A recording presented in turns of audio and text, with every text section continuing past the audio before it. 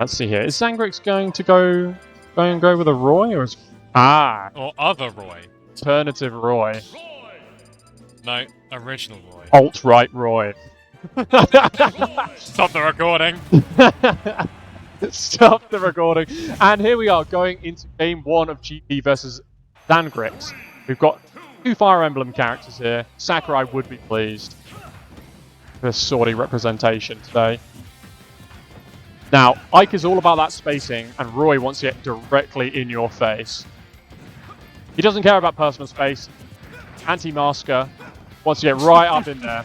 Say hello to you. This sweet spot's right next to his hilt. But he's got to be careful, because Ike wants him away, play the keep away game. He's playing it very cautiously at the moment. Seems like he's a little bit scared to go rushing in too much. Almost especially with F smashes like that coming out. So, getting caught on the platform there was not great. Yeah, that's exactly where Ike wants him. You know, I think you're completely right, Zangrix. At the beginning of the match, I think he was playing a little bit aggressively, but now he's back slightly. He's taking his time. He's trying to find, like you were saying, the laggy aerial from Ike. He's trying to exploit that. Yeah, there we go. There we go. Landing fair, being able to catch him with a nair. Now the ledge trapping begins. A little throw. Good trouble. Ooh, we're scared of the side B. Backed off. Yeah, I mean, it just caught him before, so it makes sense for him to want to back away now, but he'll be able to punish that. Nice, catching the roll behind with the back air. Some space net area. Ooh, okay, opting for the up. Maybe he's a little bit scared about just sending him off the stage again because he doesn't want to eat another side B. Doesn't want to. It could have. Yeah, it might have not connected as well. He might have pushed him a little bit too far away to get that sweet spot that Roy needs. Well, GP just taking his time. Just kind of empty hops, just waiting for a commitment. Interesting. Ooh. Now, both of them pretty high percent, but Ike is a lot heavier than Roy, so Ike does not mind sitting at about 130. Roy at 94, that could be a bit of an issue. But then the recovery on Ike, not quite as good. Doesn't quite have that. Well, he's got the horizontal reach, I suppose, for side B. And he's got the weight to it. He's a hefty boy. He's put on those pandemic pounds. He's been eating cake the last 3 years. Oh, the up B just managed to kill from the other side of the stage as well. Now Zangrix is in fishing for the jab. Definitely looking at a jab back air to try and take this stock away from GP before he steals his entire game. He's going to be really wanting to finish that stock off, but he's on a high enough percent where nothing's really going to combo too effectively, so he's looking for those single hits. But GP is hungry, and he will eat. His man's being good, he's playing patient. Spacing out those neutral airs. Oh, just catching him with the... almost killing. Almost killing. Oh, just out of range for that grab, but he's finished it finally with the back air. Lovely, lovely. GP just playing so patiently here. He's just happy. You know, he's got the lead. Yeah, he's really making it his game. Oh! Nice finish there. So unlucky for Zangrix there. Had the reach on it, but just getting called up by the up B. Look at this. GP just so patient. It's giving him space, kind of like backing off, just back to center stage, giving him space, trying to, again, wait for his opportunity to come in. Yeah, he's in a tricky position where he doesn't really want to give GP too much space to do what he wants, but at the same time, he's playing from behind. He really needs to make something happen. Yeah, he does. And I think that down air was part of that plan, but unfortunately, it didn't quite go the way he needed, but the side speed will take it. Double edge stance, so powerful here. Oh, catching the up air, no follow up though. I thought the falling up air could have done something there, but didn't quite convert.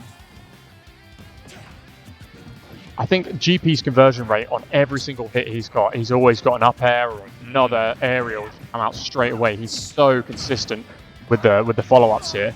And when the individual hits from Ike are doing so much damage anyway, it's making it 10 times worse when he's able to then convert every single one into a follow-up. Exactly. And that up air is so scary. It's big, and it sends you right off the top at quite low percent. So Zangrix, again, just having to take his time here. The percentage difference is huge. And one good back air from Ike is going to send him reeling. JP is being so patient, not throwing out those laggy hitboxes, which is exactly what Zangrix wants, so we can punish. And there's a little punish there. Oh, trying to keep him up in the air, but being above Ike is, again, not a great position. The throw, probably not going to kill, but it's going to put him in a bad position. Manages to take it back. Zangrix being very patient here. An opportunity. Oh, nice. Oh! Wow. Wow! Just very slightly misspaced that up B there. Could he have recovered had he waited a little bit longer to do that? I'm not sure. Potentially. But my goodness, Zangrix, you know what? You've got to hand it to him. The patience paid off. He was so patient that match. He didn't want to rush anything. When he was behind, he knew that if he rushed in, he was going to die. So, just really took his time. Again, GP patient as well, but Zangrix just saw that opportunity and went for it. What a great match. Yeah, really nice turnaround at the end there. Oh, trouble brewing indeed. Trouble brewing on a small battlefield, it seems. How will this affect the turn of the game? Yeah. Not opting for steamed hands as a counter pick. Was that GP's pick of the music there? Does the loser pick the music? The loser, yeah, picks. The winner bans 3. So here we are into game 2. Small battlefield, very similar to PS2 to be honest. Pretty similar, but not exactly the same. Yeah, a little bit extra platform space, which might play into Ike's advantage, where he can chuck out those nice up airs and forward airs, those nice big hitboxes that are going to cover that space pretty well. I don't think Zangrix is going to want to be trapped up there too much. No. Ooh. But again, there's just nice conversions from GP. He catches something falling, and he knows what it's going to confirm into. Is it a back air? Is it an up air? He knows, and he's going to follow up with it. The roll behind jab. Bit more Ooh, go for the source. He's had that happen to him before. He knows to dodge this time. Nice little parry. Sadly, no conversion. But we like the flashiness. We respect that. Oh, the call out with the dash attack. Good patience there. Just waited a little bit longer to hit the up B, so he missed time to be neutral. Zangrix again, not too afraid to take his time. Looking for that opportunity. Oh, but the dash attack taking that stock. And you've got to admit, like Ike's dash attack is big. It's a big hitbox. It comes out fairly quick and sends you absolutely flying. Certainly is. It's the kind of thing that 8-year-olds going to love using all the time. But in a tournament setting, and you're keeping it in the back pocket, you suddenly bring it out. It's just the thing that's going to surprise someone and take that stock. Oh, wants to go for the double edge chance, but didn't quite connect. Zangrix, again, it's in a very similar position to game 1. Very similar position where GP has just eked out the lead, and Zangrix is still playing patient. He's not rushing it. All it's going to take is one little jab to back air, and he's going to be done for, and then things will start looking a lot more exactly. Even. Oh, great parry. Oh, the conversion. Oh, getting the sour spot. Covering the side B onto stage with the counter as well was a very clever idea, but GP opted to go to the ledge instead. He knows that is a potential option that Roy has. Zangrix, lots of cover, getting back on. This old man now absolutely steaming. The footstool? Oh! Thought that might convert. Pass has been declined. The man's angry. Roy just needs to find something here. Something sweet spot will kill. 184. I mean, all this rage, every hit is going to be doing that little bit more extra damage, that little bit extra knockback, and it's looking pretty dangerous for Zangrix. Roy now sitting at 91%, 100%. Oh! The next one of these aerials is very likely to kill. Back on. Oh, GP. He just crouching, there we waiting. Go, lovely. But yeah, lovely up B from Zangrix there.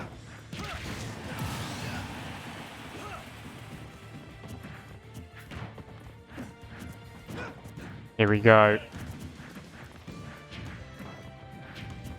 Dancing around each other. I feel like either one of them could have gotten a hit there. Again, Zangrix quite far behind. However, we've seen it in the last game. All he needs is one opportunity. And because of Ike's recovery, if you gimp him or you manage to get him off at a weird angle, Ike is not coming back, so it's not out of the realms of possibility. And he is struggling to get back into neutral here. Yes. Oh, yeah, GP is restarting. Nice. A nice conversion to back air there. Trying to keep him above him. But Ike also wants to do the same. Zangrix opting to go to the ledge there. The safest option. Does not want to stay being juggled by this absolute clown. Oh, no! He was really all out of options there. The only thing he could do was just try and recover. Sadly, got hit with the 2-frame there. Goodness me. Now they're sitting at 1 apiece. Now this is best of 3, so the next game is winner takes all. So again, you're going to see the patient play come from Zangrix. It worked for him before. He's got to find those opportunities, and I think he knows he cannot stay above GP. He cannot, because he's going to be juggled. Those big hitboxes that Ike has. Zangrix has got to learn how to confirm into the sweet spots, because Ike sitting at 180% last game, that's not where Roy wants you. You know, Roy wants to be hitting those sweet spots, killing you much, much earlier than that. At that point, would a jab to back air actually do the job, or does the jab send too far away to do it? I think it would send him too far away. I think it'd send him too far away, and that's when Roy is kind of out of options at that point, where you need to land just a sweet spot aerial. But it's hard because, again, Roy, he doesn't know what personal space means. He wants to be right in your face. He wants to give you a little kiss. Just wants to give you a little peck on the cheek. A little kiss. That's as strong as that. Sweet spot kiss. I want to get kissed combo. Want to get kiss combo. Hit me up with that. Anyway, back into the game, and again, we're kind of even here. Zangrix falling out with a nair. Trying to put a little bit more pressure on GP, but then, again, like backing off, not afraid to play patient. I think he wants to put a bit more pressure on. Yes. More pressure coming out now. He's finding it a little bit hard to establish his own space. The up B, though. Yeah, it's so risky when that gets shielded. You know you're going to get punished big. Yeah. And I think the ledge is quite scary against Ike as well. Those big hitboxes, it's quite hard to choose the kind of the right option. The F smash not paying off. Now, Roy can't get a huge amount off grabs at these high percentages. He's just using it for kind of positioning. It feels like, in fact, they've been pretty even this game. It feels like they're really just exchanging grabs, exchanging hits, little 2 to 3 hit combos. And now we're at the point where really one hit from either one of them could be it for first stock. No one wants to commit too heavily to anything. Oh, nice. What a weight, though. Not quite enough to take the stock. Ike is a heavy boy. Yeah, that one extra pasty before the tournament just helped in this stock here. Someone has been raiding the nearby Gregs. Again, they're just happy to sit at either side of the stage.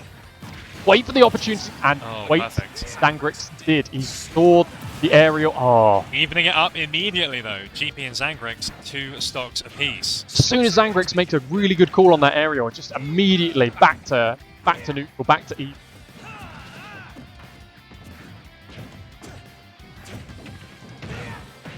The run-up shield working quite effectively there for Zangrix, where Ike's coming down with his aerials, the run-up shield, punished with a grab. Quite effective, but again, he doesn't want to get too used to it, because GP will catch on. Seems like maybe trying to condition a little bit, trying to get GP to go for those grabs by shielding a lot, and then he can punish. And you're seeing GP landing with a lot of these aerials, and it's hitting Roy's shield, but because of GP's great spacing, Zangrix has no option to punish.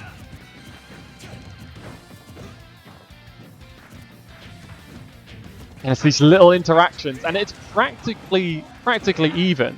You know, very defensive play for both of them. GP might have the higher percentage, but he is, you know, a weighty character. Oh, there's a lot of support for GP here at Jump of the Pool 4. Oh, a nice conversion. Oh, look at that. Nice bit of momentum now from GP. Zangrix trying to call out with a nair. The aerial's coming in.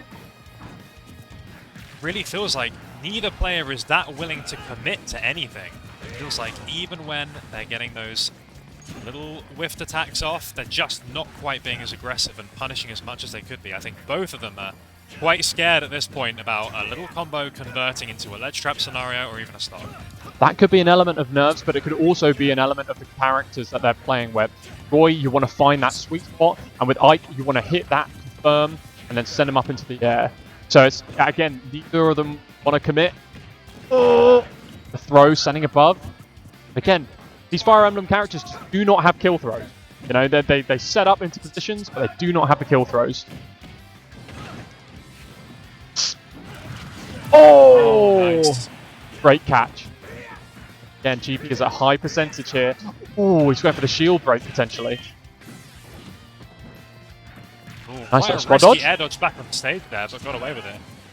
No conversion to the back air there, just a forward air from that jab.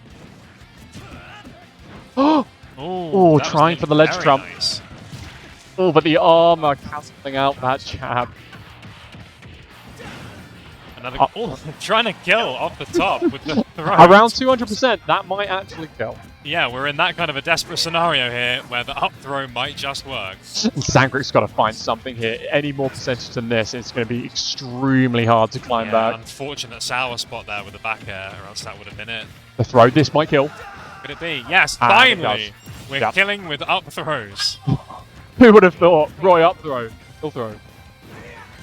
But again, kind of back to this solid neutral. Will Zangrix be able to find, you know, kind of another cheeky edge guard and It's not send? far off evening this up now. 32 to 52. It's very even. Again, both of them just such patient players. Such patient players. You know, you see aggression from some other players. You know, especially with Roy, you want to like swamp the other player. You want to like smother them, overwhelm them. But no, Zangrix is happy to play neutral, happy to wait. Not even punishing that jab. Kind of not even like sure that he can get away with that punish. But he's on the ledge here, and this is not a great position to be in. Oh, And the up air, not quite. quite. This is a really bad spot for Roy though, 106%. If you can get a sweet spot F smash or something like that, it might be possible. Could he even consider at this point trying to run the clock down? We've got 44 seconds left, so there's actually not much time. Oh! But sadly, no chance of that. The finish on 69%, you love to see it. Oh, what a great match that was. That was so good. Both players very evenly matched, I'd say. I think GP obviously eked it out there, but in terms of their patience, in terms of their resolve, just to like, you know, I'm going to punish what I can punish, and got to give it to him.